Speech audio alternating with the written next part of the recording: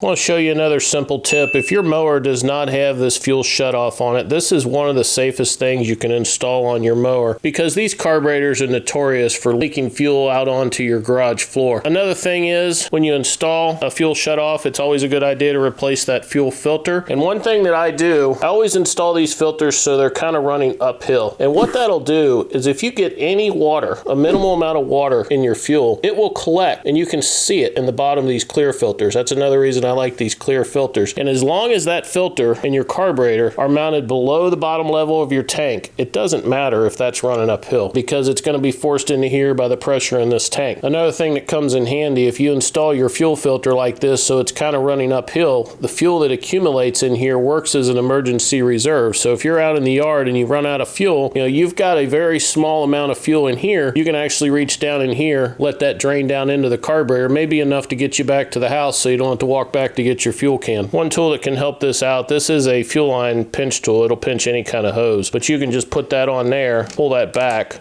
and that effectively pinches off that hose so you can cut this with just a normal pair of scissors or a utility knife. Slide your shutoff valve in there, put your hose clamps on it, and then you can just release this when you're done.